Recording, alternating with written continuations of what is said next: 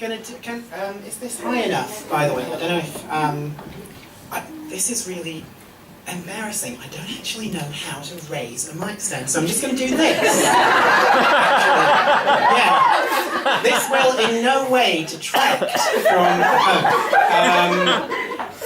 okay, I'm doing this because Jenny said that, that not many people have done NaPoWriMo poems yet, and this is the only NaPoWriMo poem I've written, this NaPoWriMo that I have memorised. So, I'm going to do this. I wasn't planning to do this. I was going to do a much happier poem, but this is not that one. Dear Mum, you'll get no card or chocolates from your son next Mother's Day. And I'm sorry that you had to hear this way, but there never seemed to be a fitting time to say it. And I know I may have left this far too late. And I know that some might say that I should wait until you're finished this, your latest stay in hospital, and maybe should delay until you're safely finished your recovery phase. But this can't wait, and shouldn't be a secret. It shouldn't be the kind of news you need strong booze to deal with. I shouldn't have to worry that this might disrupt your healing, that you might become distressed if I should get this off my chest. And for all I know, you might have guessed and never said, because we don't talk in this family. We never really talked about how I was anorexic in my teens and early 20s. We all knew that I was starving, but we mentioned it obliquely, if at all. My slow withdrawal behind the blandest front, the baggiest of jumpers, was something we never openly confronted. So we never got a chance to name the cause. The cause was girls, the ones on Johnny's wall. Their jutting hips just hangers for bikinis that I couldn't wear, but I could ape their leanness.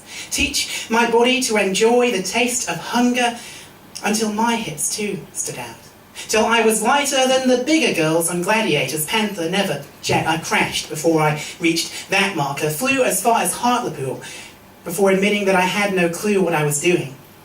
That would be my first, though not my only, summer as a ruin.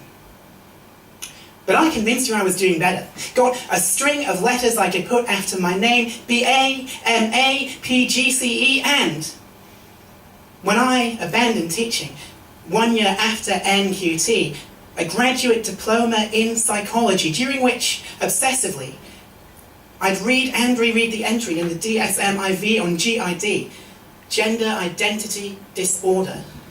I'm your daughter, not your son. I've read the diagnostics and conformed to every one, and while I may not have done my PhD, that's also the opinion of the local GIC that I've been under for a year now, in the city where I live, as who I've always been, through all the years I hid behind a mask of ersatz manhood, cliched codes of masculinity, all the armour that I tightened until it was killing me, until one day I looked up and the sky above my head had turned the colour of my armour and my future looked like lead. And I decided that if that was it, I might as well be dead. And I knew how I'd do it. Find a car park or a bridge, sit with my back to the drop, lean out and simply give myself to water, concrete, or wherever I should fall. If my body was a prison, this was how I'd seek parole. And I would have, if I hadn't talked to those I told. And then to others, who suggested I should twist instead of sticking, move out, attend the GIC, arrange a paid prescription for Propecia to deplete my levels of testosterone so that I was starting somewhere, even if I wasn't on full hormones. And then to use the money I got paid for poems to build a wardrobe, come out to the people that I worked with on my day job. And yes, I should have told you, but I never got round to it.